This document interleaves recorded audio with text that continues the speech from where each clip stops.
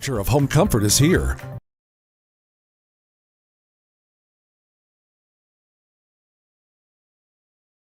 9 News Plus weather, sponsored by Carrier Colorado. The future of home comfort is here.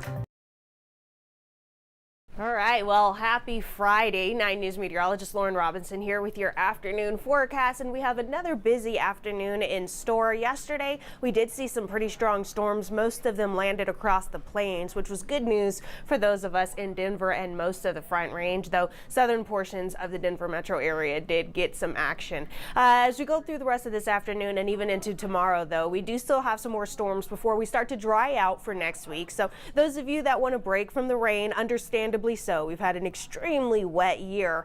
We will see that break early next week, but in the meantime, we do still have some more rain to soak up before we get to that point. So let's go ahead and start with a look at our current conditions here at DIA. We're at 70 degrees, sunny skies. Dew points not too bad, 56 degrees. Winds coming in from the north at around 10 miles per hour. Temperatures all across the Front Range, mostly in the lower 70s. You can see some areas still in the 60s, like Lyman at 67 degrees, but we are already in the 80s further south in Pueblo.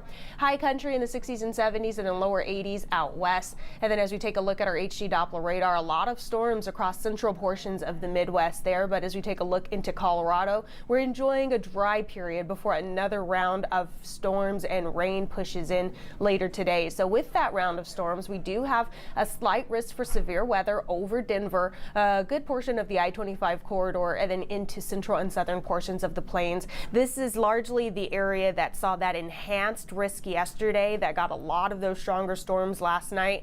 This is where we're going to watch for the stronger storms again. But the good news is we're just under a slight risk versus that enhanced risk we saw yesterday. So we are still going to watch for the potential for large hail, less of a tornado risk, but we will watch for those locally heavy downpours, which can cause that flash flooding and lots of lightning and thunder. And then we do have some areas under that marginal risk, not too large of an area though.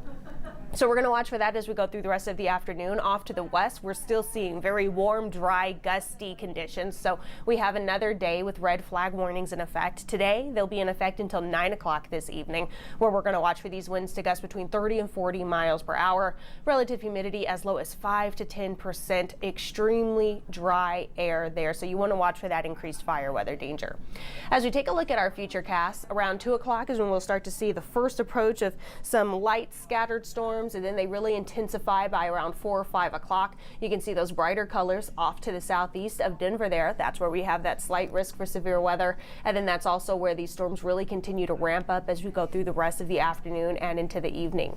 Overnight, everything starts to clear on out. By the time we wake up tomorrow, we get a good mix of sun and clouds. We can see some early sunshine and some midday warming before another round of storms moves in for our Saturday afternoon. So if you have some outdoor plans Saturday afternoon, I would try to move them to the morning hours. The earlier the better. That's where you have those clearer conditions. But around 3 o'clock is where we're going to start to see those storms pop up, even around the Denver metro area. And then they push eastward during the later afternoon, early evening hours. And those have the potential to be stronger as they push across the eastern plains. So for tomorrow, the eastern plains will be the area under that slight risk for severe weather. Again, large hail, locally heavy downpours, strong winds, lots of lightning and thunder. Denver and most of the I-25 corridor either not in a slight risk or marginal risk or barely in a marginal risk. So we're not going to watch for things to become too severe around Denver and the urban corridor Saturday. But again, we do still want to watch for those storm possibilities. Now, as we go into Sunday, we're really not expecting many storms. Some areas could see a pop-up storm or two. So we do have this marginal risk for severe weather across all of the Front Range and Eastern Plains for our Sunday, but we're not expecting a lot of action Sunday. This is just saying that if you are a lucky or unlucky area, depending on how you look at it, that sees a pop-up storm Sunday, you want to watch for it to become marginally severe, which means maybe some small hail, some gusty winds, and some locally heavy downpours. In the meantime, today, temperatures a little on the cooler side compared to what we should be seeing this year, or this time of year. Our usual highs this time of year, closer to 89, 90 degrees. We'll be maxing out in the middle to upper 70s in Denver. We will, though, see those 80s further east and southeast, 70s in the high country, middle 90s again out west. Overnight, lows will fall pretty mild in the middle to upper 50s, 40s in the high country, low 60s out west. And then over the next few days is where we'll start to watch for the weather to change. So we have more storms in line for today and tomorrow, Saturday. But then as we go into next week, that's where we start to see a drying and warming trend move in. This is where we're going to start to enjoy that summer-like weather that everyone has been emailing in, asking for, saying, you know, the rain is good, but we've had enough. We want to enjoy our summer. Well, next week is going to be your time to shine. We're going to get lots of sunshine throughout next week. We will see those temperatures in the middle 90s by Tuesday, and then cooling back down into the 80s by the end of the week. All in all, we do have a couple of slight chances for some storms to pop up next week, but we're going to be mostly dry, very sunny, very warm. So the bigger storms we're going to continue to watch for this afternoon and tomorrow. That's where we have a slight risk for severe weather. Again, mostly across the plains. We're going to watch for some large hail, strong winds, locally heavy downpours, lots of lightning and thunder, maybe the possibility of a isolated tornado, but our tornado risks aren't quite as bad today as what we saw yesterday. But then again, if you are waiting for more summer-like weather,